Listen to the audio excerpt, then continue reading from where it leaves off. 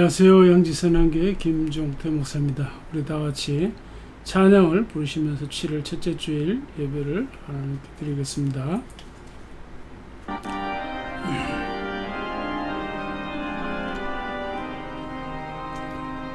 주는 귀한 노래 참 예쁨의 근원 참된 내 친구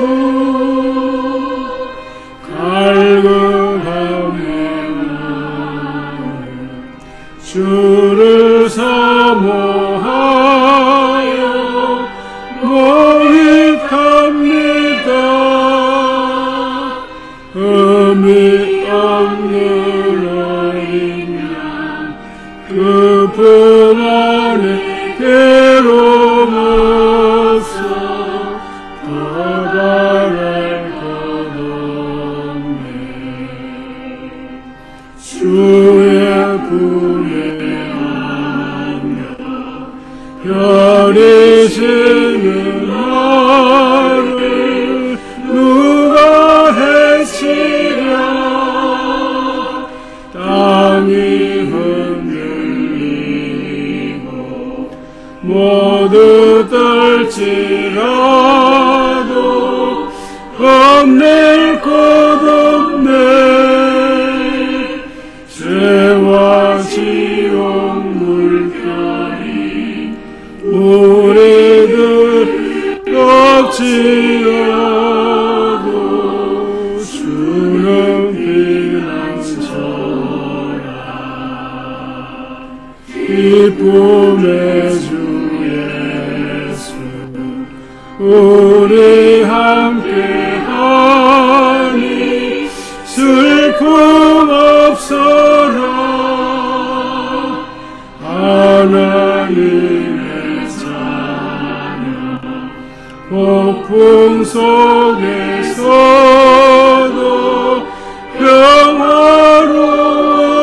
평화로워라. 무슨 일을 만나도 주 안에는 기쁨이 있네. 주는 나의 노래.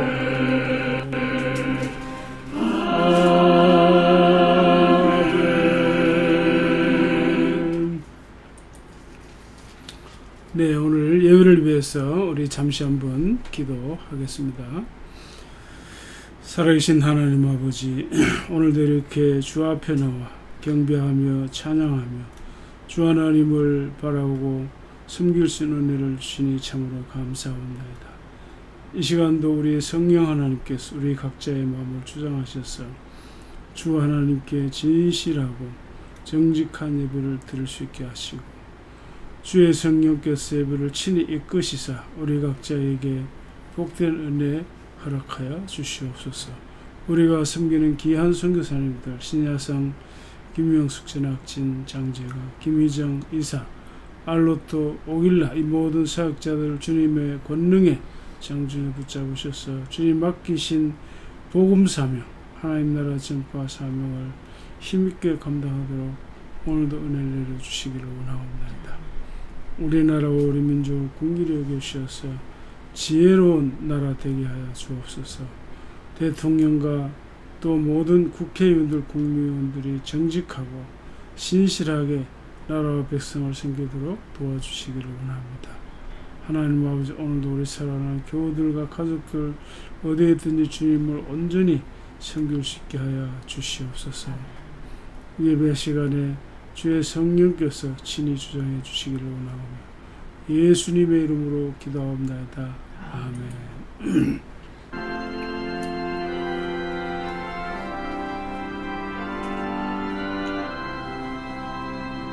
성부의 어린 양이 죄 지고 가시니 내 몸에 당할 형벌 다 대신하셨네. 내 죄가 추악하나 그 피로 씻으며 눈같이 있게 되어 티 하나 없으리 내 죄를 회개할 때 용서해 주시고 병든 몸 고쳐주사 새 생명 주시네 내 속에 쌓인 근심 한없이 그것만 주 친히 벗겨주사 위로해 주시네 내 주를 의지하니 내 마음이 편하고 주 나를 붙드시니 내 앞길 화려다 임마누엘 주 예수 끝없는 그 사랑 그 향기 바람 타고 온 땅에 퍼지는 주 예수 보를 받아 온유한 마음과 겸손한 마음으로 섬기며 살리라 나 주의 길을 따라 저 천국에 이르러 천사의 노래 따라 주 찬송하리라. 아멘. 여호와는 자기를 경외하는 자들과 그의 인자하심을 바라는 자들을 기뻐하시는도다.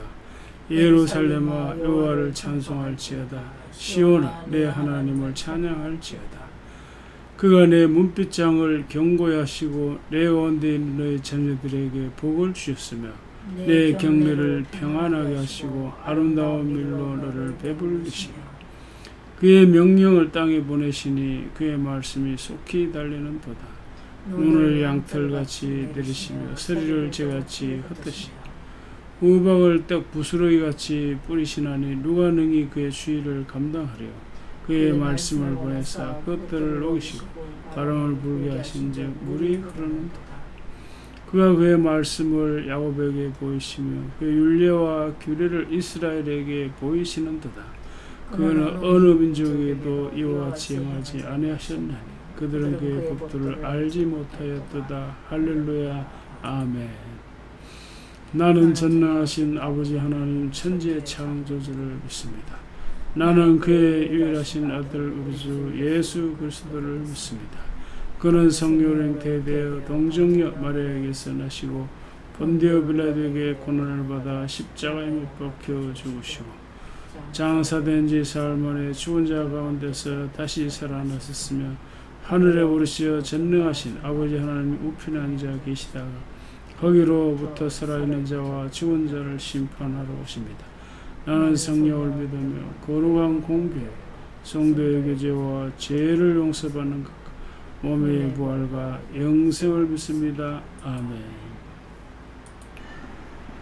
하나님 아버지, 오늘에 이르기까지 저희들을 지켜주시고 건강하고 평안하게 잘 지내게 하심에 감사를 드립니다. 아멘. 매일같이 쏟아져 나오는 크고 작은 생각과 말 그리고 행동의 실수로 우리 주변 사람들의 마음에 상처를 남긴 일은 없는지 돌아보게 하여 주시옵소서. 아멘.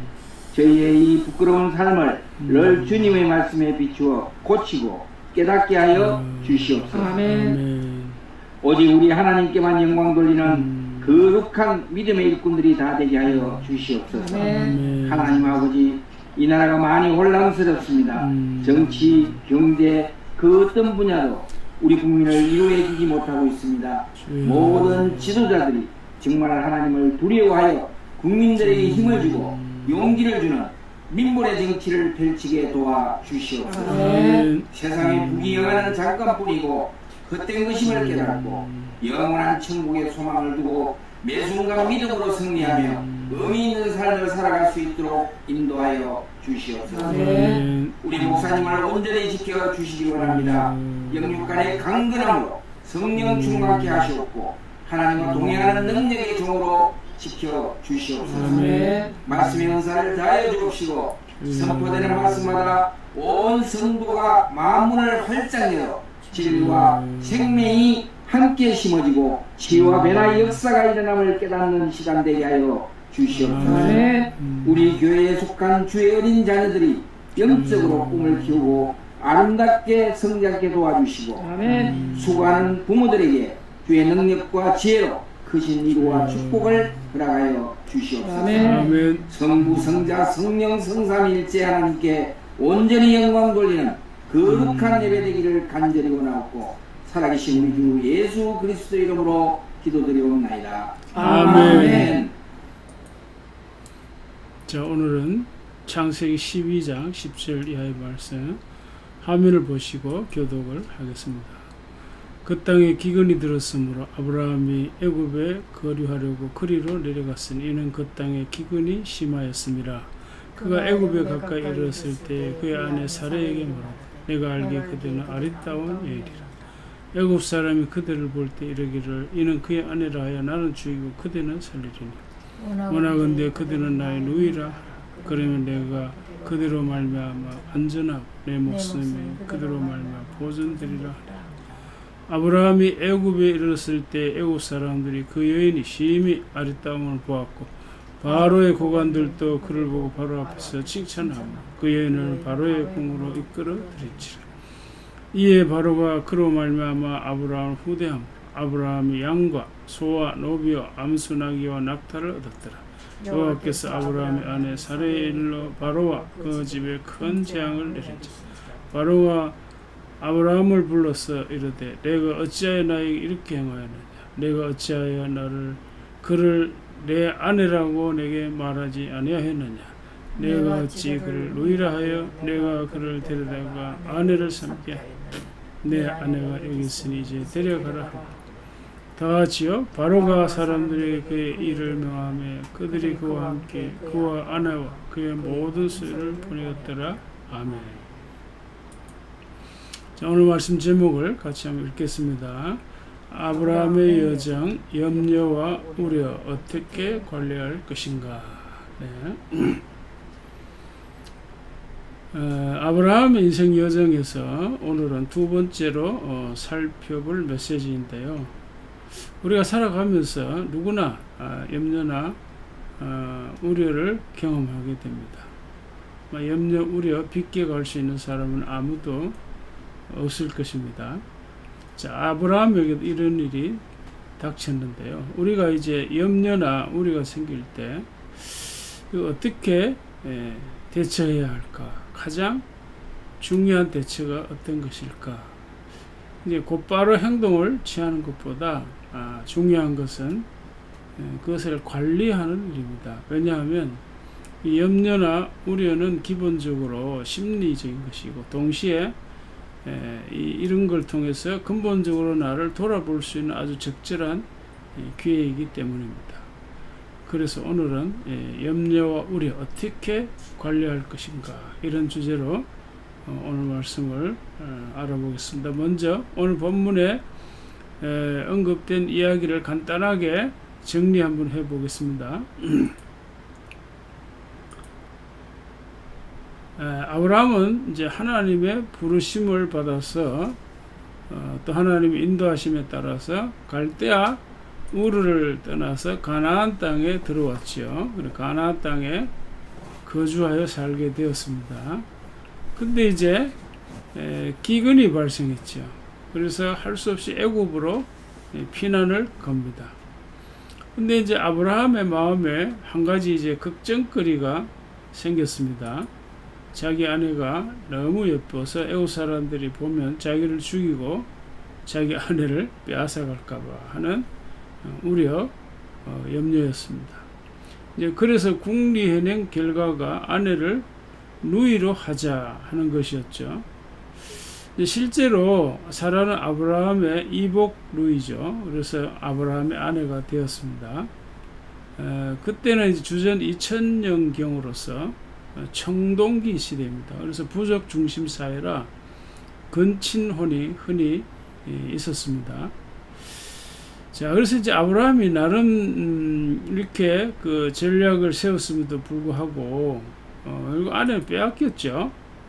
그러나 하나님의 간섭으로 또 하나님의 은혜로 뺏긴 아내를 되찾았습니다. 자, 이것이 오늘 본문의 간단한 이야기죠. 자, 이런 이야기에서 저는 아브라함을 중심으로 해서 크게 두 가지 주제를 생각했습니다. 아브라함은 자신이 살기 위해서 두 가지 선택을 했는데, 하나는 기근이 발생한 상황에서 애굽으로 피난 가는 것이었습니다. 자, 이러한 선택과 행동에 무슨 문제가 있을까요? 자, 일반적으로 생각하면 아무 문제가 없습니다. 자연재해를 누가 이길 수 있겠습니까? 이런 상황에서는 뭔가 이렇게 살기 위해서 뭐 방도를 취해야 되는데, 어떻게 생각하면 아주 자연스러운 일이라고 생각됩니다. 그리고 가장으로서 마땅히 살 길을 찾아야 했을 일이죠. 그러나 이제 아브라함의 선택은 결과적으로 좋지 않았습니다. 아내를 빼앗길 뻔한 일이 일어났죠. 근데 본질적으로도 문제가 있다는 것을 성경은 암시합니다. 자, 이 아브라함이 왜 문제가 있을까요? 그 이유는 어떤 상황에서도 가나안을 떠나면 안 되었습니다. 자, 왜 그럴까요? 이제 하나님과 아브라함은 아주 특수한 관계이기 때문입니다. 다시 말하면 하나님은 아브라함을 불러서 아브라함을 만인 중에 선택을 해서 특히 이 가나안 땅에서 큰 나라를 세우시려고 계획했기 때문에 그렇습니다. 그렇기 때문에 아브라함은 가나안을 떠나서는 안 되는 것이었어요. 그런 점에서 가나안이라고 하는 땅은 아브라함에게 어떤 의미가 있을까요? 그의 존립 기반이요, 그가 존재하는 어떤 근거가 되는 거죠. 그가 아브라함 가나안 땅에 살아야 할 이유가 되는 거예요. 그러니까 이것을 다른 말로 얘기하면 본질에 관한 이야기입니다.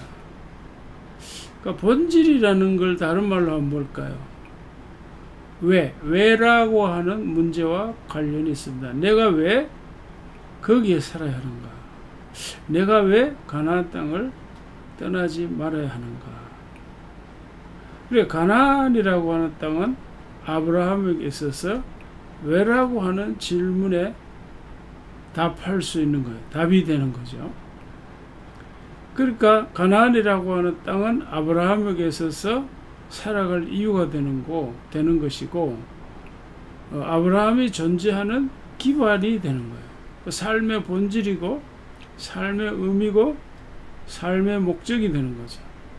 자, 이것은 나중에 아브라함이 자신의 아들을 잡아서 제물로 바치라고 하는 그 명령하고도 근본적으로 연결이 되어 있습니다. 자, 그건 나중에 확인해 드리도록 하겠습니다. 자, 참고로 이런 관점이 있다는 것을 기억하시면 아브라함이 가나안을 떠나지 말아야 할 이유를 좀 더 명확하게 이해할 수 있을 것입니다. 이거는 좀 신학적인 이야기인데요. 자, 우리가 이제 물리학에서 원운동을 말할 적에 구심력과 원심력을 이야기합니다. 이 구심력은 이제 원 밖으로 향하는 힘이고, 원심력은 원 안으로 작동하는 힘을 말합니다. 자, 이 구약 시대에는 하나님께서 원심 전략을 사용하셨다, 이렇게 생각이 됩니다. 말하자면 이스라엘을 온 세계 중심으로 삼아서 오라, 이스라엘로 오라, 예루살렘으로 오라, 컴, 이렇게 이스라엘 역사를 이끌어 가시는 걸 볼 수 있고, 이제 신약은 이제 구심 전략입니다. 말하자면 예수님 제자들을 훈련하시고 12제자를 온 세상으로 파송하시죠. 보내십니다. 그리고 이제 사도 바울 같은 경우에는 로마에까지 가서 하나님 나라 복음을 전파했죠. 자, 이런 관점을 그 순두 클러라고 하는 신학자가, 구약은 이제 구심적 선교고 신약은 원심적 선교다, 이런 걸 이제 처음 주장을 했습니다. 자, 그리고 이제 오늘날 교회는 어떨까요? 교회는 이 두 가지 전략, 구심, 원심 전략을 다 종합하는 건데, 대표적인 것이 교회라고 하는 정체성은 모이는 그 성격이 있고, 이제 주일된 모이죠. 그리고 이제 예배 드리면 또 흩어집니다. 이제 이런 기본적인 성격을 가지고 있는 거죠. 그래서 이런 관점을 보더라도 아브라함은 가나안 땅을 떠나서는 안 된다는 것입니다. 자, 그 다음 이제 두 번째로 아브라함이 살기 위해서 선택한 것이 뭘까요? 아내를 누이로 부르자 하는 것이었습니다. 이거는 다른 말로 뭘까요? 일종의 변칙이죠. 반칙입니다. 말하자면 원칙을 버리는 거죠. 원칙이라고 하는 게 뭘까? 원칙은 어떤 상황에서도 변치 않는 겁니다. 그러니까 아내와 남편이라고 하는 사실, 그 관계는 상황에 따라 변할 수 있는 것이 아니죠. 자, 그리고 우리가 그 조금이라도 이제 생각을 해보면, 아브라함이 아내를 누이로 부른다고 해서 위험이 줄어들까요? 그러니까 아내를 아내로 부르자 하는 것보다 아내를 누이로 부르자고 하는 것이 정말로 더 안전할까요? 자, 아내를 누이로 이렇게 명칭을 바꾼다고 해서 아내가 더 안전하고 자기 모르겠어요. 자기 이제 신변은 더 안전할지는 모르겠습니다. 남편보다 아내보다 누이로 부르는 것이. 자, 그러나 이제 아내를 누이로 부른다면 오히려 더 쉽게 빼앗아 가겠죠. 자, 그래서 결국 이제 아브라함의 의도와는 달리 결국 아내를 이제 뺏긴 거죠.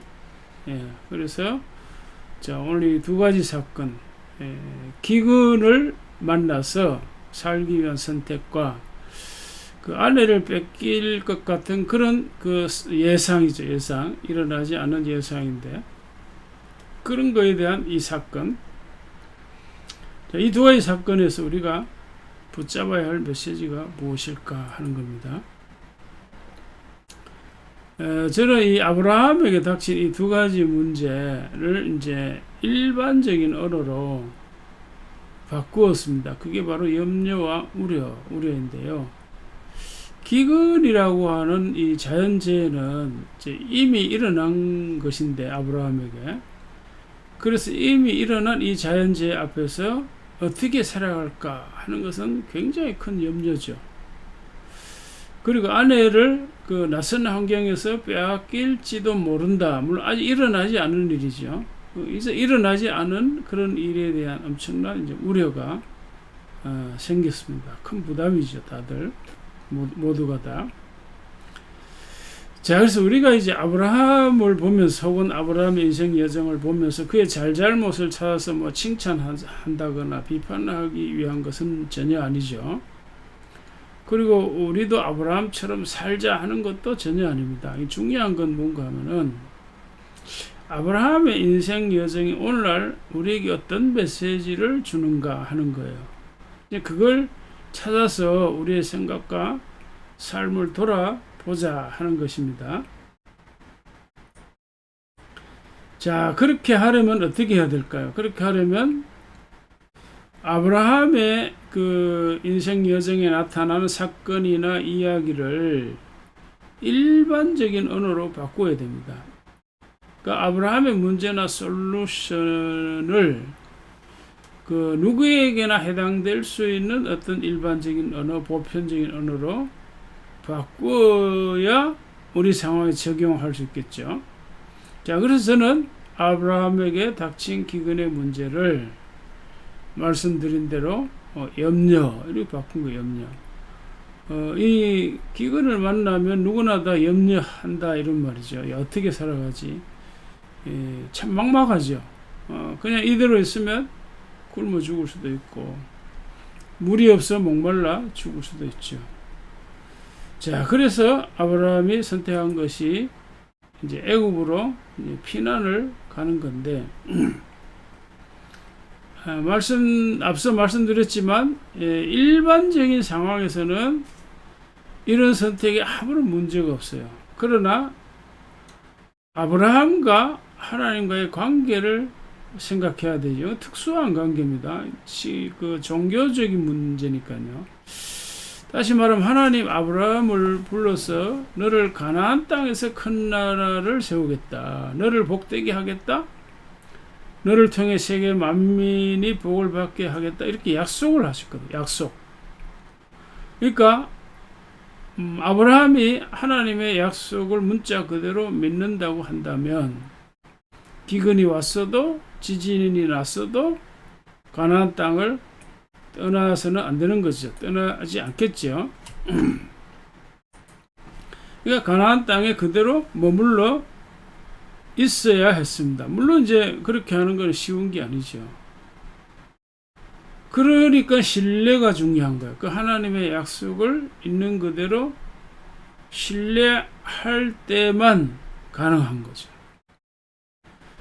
근데 이제 그렇게 하는 것은 이제 다른 사람들이 보기 혹은 그 일반적인 관점에서 보면 합리적인 행동이 아니죠. 그 기근이 있는데 그대로 있는다는 것은 죽는다는 것과 마찬가지잖아. 이대로 죽겠다. 그러니까 비합리적이고 비상식적인 태도죠. 보통 사람 뭐 미쳤다고 이렇게 할 겁니다. 자, 그렇다 하더라도 떠나지 말았어야 하는 것이 신앙입니다. 신앙. 그게 신뢰관계, 신뢰. 그러니까 믿음이라고 하는 것은 그렇게 위험천만한 그 행동이 요구된 거예요. 때때로 이제 모험 이제 그런 말을 쓰는데 그게 바로 믿음이에요. 왜? 믿음은 그 신뢰 관계니까 신뢰. 그러니까 하나님이 아브라함을 보고 가나안 땅에 살아라. 가나안 땅에 지정해 주신 장소 그걸 이탈한 거예요.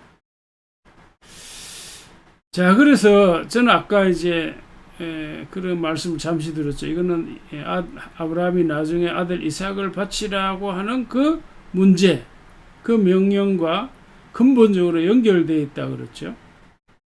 그러니까 아브라함에게 아들을 바치라 명령을 했습니다.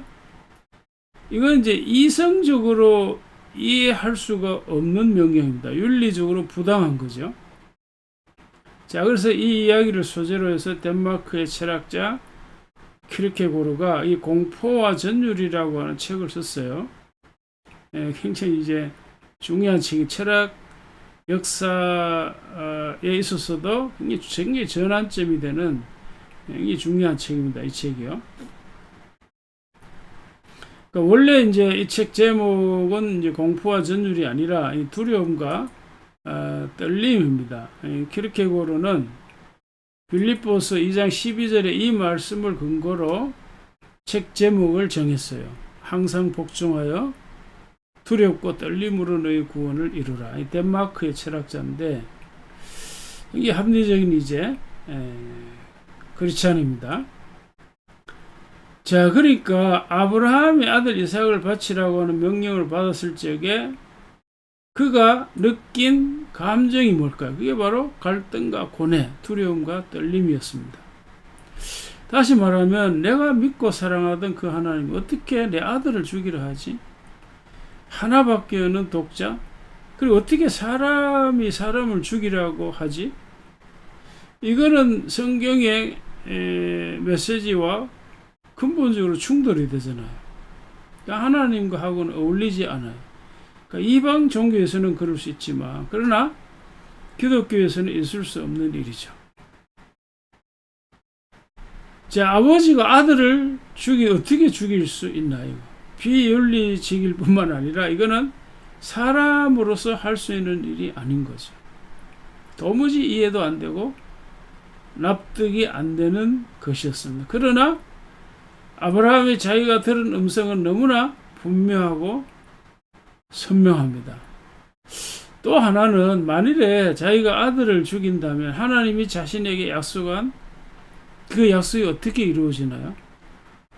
그 약속이 뭐죠? 아브라함을 통해서 큰 나라를 이루시겠다. 그 아브라함 후손을 통해서 큰 나라를 이루시겠다고 하는 건데 그것도 도저히 이해가 안 가는 거잖아요.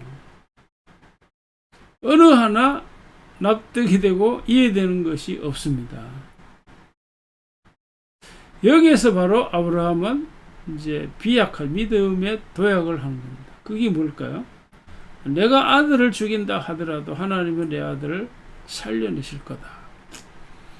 그러니까 인간으로서는 상상할 수 없는 일이죠. 죽은 사람이 어떻게 다시 살아납니까? 불가능한 일이죠. 그래 어쨌든 이 아브라함은 그런 식으로 아들을 이제 바쳤지만 그러나 그럼에도 불구하고 자기 집에서 모리아산으로 가는 이 3일길이죠. 3일길에 이 아브라함은 아무 말도 하지 않았습니다. 그러니까 침묵의 길이죠. 그 침묵이 뭘까요? 다른 말로 하면 고뇌와 갈등의 시간이었고 두려움과 떨림의 시간이었습니다.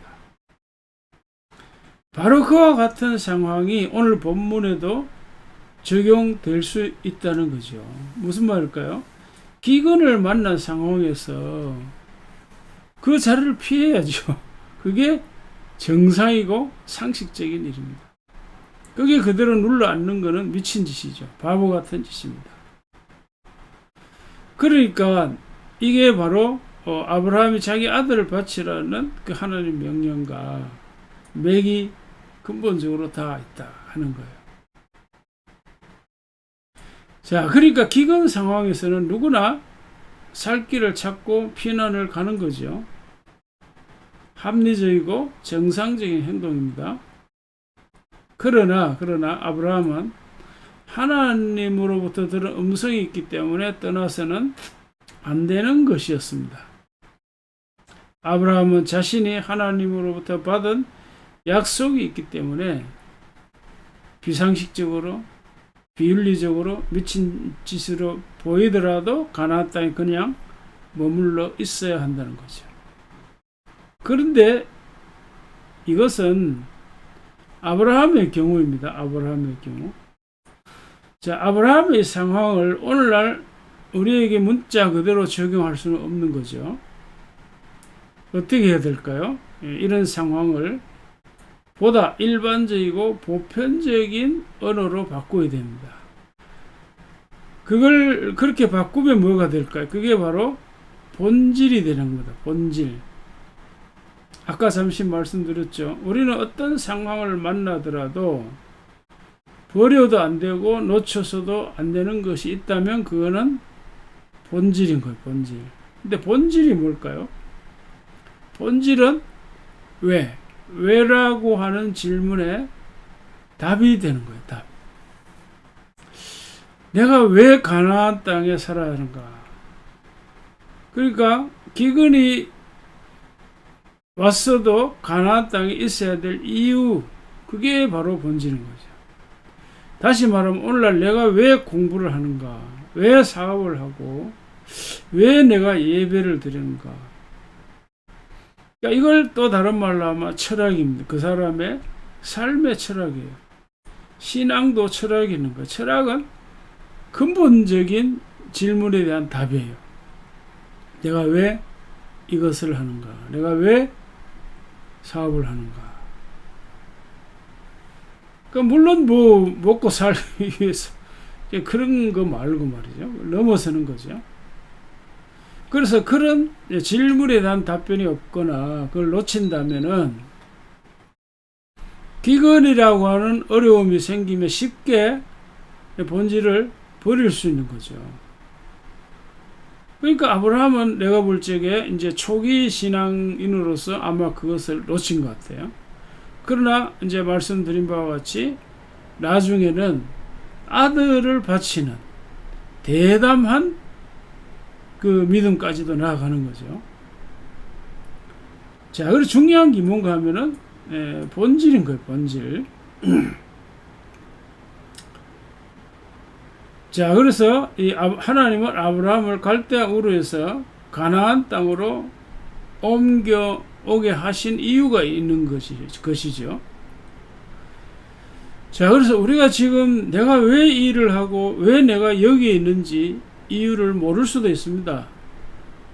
그러 그것을 찾아야 되고 붙잡아야 합니다.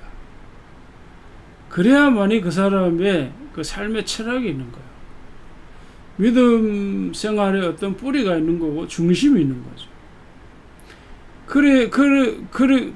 그렇게 되면은 기근과 같은 엄청난 어려움이 생겨도 내 삶의 중심이 흔들리지 않는 거고, 또 염려와 두려움이 생길 때도 그걸 버리지 않을 수 있는 것이죠. 그래서 오늘 질문, 어떻게 염려와 우려를 관리할 것인가? 거기에 대한 대답이 뭘까요? 본질을 생각하는 거예요. 본질. 본질을 붙잡아야 한다, 이런 뜻입니다. 그러니까 왜라고 하는 질문을 해보라는 거예요. 우리가 염려와 우려가 생길 때, 그러면 그 답이 쉽게 나올 수 있고, 그걸 붙잡을 때 근본적으로 해결이 된다는 겁니다.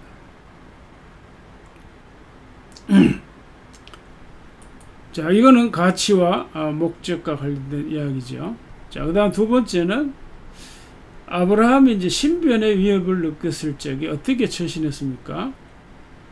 이제 아내를 빼앗길까봐, 그러니까 아직 일어나지 않은 미래 일이죠. 그래서 우려. 또 한편 염려죠. 자, 이런 상황에서 아브라함이 선택한 것은, 자, 아내를 누이로 한다, 누이로. 그러니까 원칙은 뭐죠? 원칙은 아내를 아내로 하는 거예요. 아내를 아내로. 그래서 저는 이제 솔직히 아브라함이 뭐 비겁하다더니 혹은 이기주의자라는 이런 말로 판단하거나 비판하고 싶은 생각은 전혀 없습니다. 나도 그럴 수 있으니까. 우리가 다 연약함을 가지고 있으니까요. 그게 중요한 것이 아니라, 자, 아브라함의 이런 그 삶의 모습에서 내가 배울 수 있는 것이 뭔가, 내가 붙잡을 수 있는 진리가 뭔가 할 적에 바로 원칙을 버리지 말자 하는 건데, 그걸 다른 말로 한번 바꾸면 뭘까요? 그게 이제 일관성을 유지하는 일입니다. 일관성.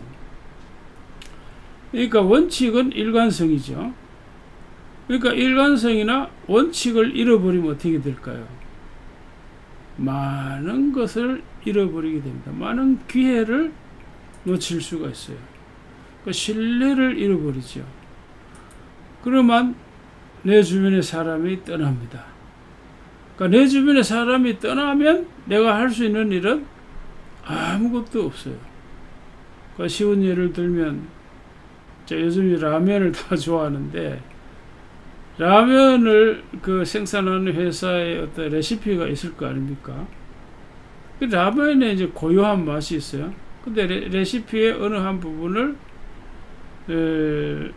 유지하지 않는다, 뭐 딱 이렇게 레시피 원칙을 깬다, 이러면 어떻게 될까요? 맛이 변하겠죠. 또 고객들이 금방 알아차릴 겁니다. 자, 그러면 이제 라면은 이제 외면을 받겠죠. 자, 그래서 이 원칙을 유지하고 일관성을 유지한다고 하는 것은 이제 많은 기회를 얻는 것이고 많은 것을 가질 수 있는 조건이 되는 거예요. 그러니까 돈도 벌 수 있는 거고 또 승진도 할 수 있는 거고. 자, 그래서 일관성을 버리거나 원칙을 버리는 사람을 누가 따르겠습니까? 아무도 그 사람을 신뢰할 수 없을 겁니다. 자, 이제 말씀을 마무리하겠습니다. 자, 아브라함이 기근을 피해서 애굽으로 피난한 것은 일반적인 상황에서는 아주 당연한 일입니다. 그러나 신앙이라고 하는 특수한 관점에서 우리가 봤을 적에는 잘못된 거죠. 가나안에 그냥 머물러 있어야 합니다. 그러니까 신앙이라고 하는 이 특수한 상황이지만 이걸 또 일반적인 상황으로 바꿀 수 있는데 그게 바로 본질이라는 거죠. 본질. 그러니까 본질이 뭐라고 했죠? 본질은 바로 내 삶의 방향과 가치의 문제. 왜라고 하는 질문의 답과 관련된 것이라고 그랬죠. 그래서 아브라함이 내가 왜 가나안 땅에 머물러 있어야 하지? 기근이라도 혹시 난 죽을지도 모른단 말이에요. 이제 거기에 대한 질문을 하고 그걸 곰곰이 생각했다면 아마 떠나지 않았을 테고 또 뭐 하나님이 뭔가 다른 방법으로 살려주셨겠죠. 그 애굽에서 자기 아내를 이렇게 되찾게 하신 것처럼 말이죠. 예. 자, 그 다음에는 이제 자신의 신변보다 관계를 우선하는 것, 그 삶의 원칙을 유지하는 것, 처신의 원칙을 붙잡는 것, 이거였습니다. 자, 아브라함은 이 원칙을 버리고 또 본질을 놓치고 나름의 생각대로, 그러니까 생각되는 대로 선택하고 행동했지만 더 큰 위기와 더 큰 어려움을 만났습니다. 그러나 결과는 어땠습니까? 마지막 결과는 하나님은 그를 실수한 대로 잘못한 대로 내버려 두지 않으시고 친히 간섭하셔서 아내를 도로 찾게 하셨고 덤으로 큰 재물까지 얻게 하셨고 가나안 땅으로 다시 돌아오게 했습니다. 하나님의 은혜죠. 본질을 찾고 원칙을 다시 유지하도록 하신 것입니다. 하나님의 큰 은혜입니다. 그만큼 하나님은 인간관계의 원칙이나 일관성을 유지하는 것, 또 본질을 중요시 하신다는 것을 우리가 깨달을 수가 있습니다. 자, 이와 같은 삶의 내용을 언제나 유지하시며 살아갈 수 있기를 주님의 이름으로 축복합니다.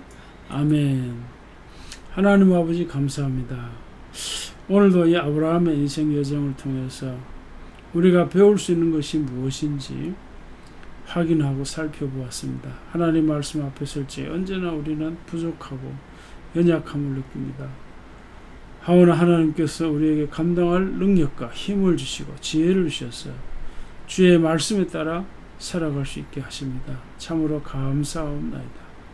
우리가 어떤 상황에서도 본질을 잃지 않게 하시고 원칙과 일관성을 유지하도록 축복하여 주시옵소서.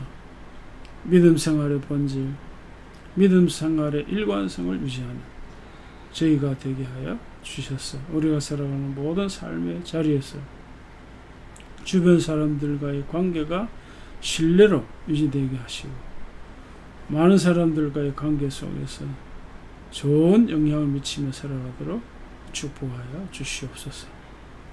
감사하며 예수님의 이름으로 기도하옵나이다. 아멘. 주께 드리네, 주께 드리네, 사랑하는 구주 앞에 모두 드리네. 하나님의 은혜와 사랑을 이 시간도 감사드립니다. 하나님께 순간순간 우리의 생명을 붙잡아 주시고 우리가 하나님 아버지의 자녀로서 우리가 하나님 앞에서 늘 살아갈 수 있는 믿음의 복을 주신 것 또한 감사합니다. 오늘 예배 중에 귀한 예물을 주님 앞에 드립니다. 성교헌금과 감사헌금 또 11조헌금 우리가 다 기쁜 마음으로 감사함으로 주님께 드립니다. 주 하나님 친히 받으시고 주 하나님의 이름과 또 하나님 나라와 십자가 복음 부활의 복음에 풍성하게 쓰이는 물질 되게 하여 주시옵소서. 우리 성도들에게 물질을 잘 관리할 수 있는 지혜와 능력을 주시고 지혜로운 청지기들이 다 되게 하여 주시옵소서. 감사하며 예수님의 이름으로 기도하옵나이다. 아멘. 하늘에 계신 아버지 이름 거룩하사 주님 나라 임하시고 뜻이 이루어지이다.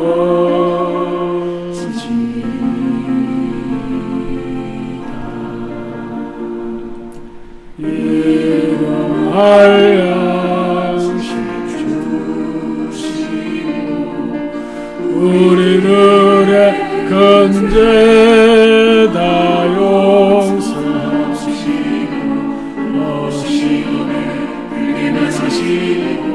하나님께서 떠나소서. 내게 주의 나라 죄권세 죄영광 영원히 아멘. 이제는 예수 그리스도의 은혜와 하나님 아버지의 영원하신 사랑과 성령님의 감화 감동 충만하심이 언제 어떤 상황에서도 본질을 놓치지 않고 붙잡고 원칙과 일관성을 유지하며 살아가기를 원하는 주의 모든 성도들에게 이제로부터 영원히 함께 하시옵기를 주님의 이름으로 축원하옵나이다. 아멘. 걸음 한 걸음 주 예수와 함께 날마다 우리 걸어가리. 아멘. 오늘도 여러분 주님과 함께 주 안에서 복된 주일 보내시기를 주의 이름으로 축복합니다. 아멘. 안녕히 계십시오.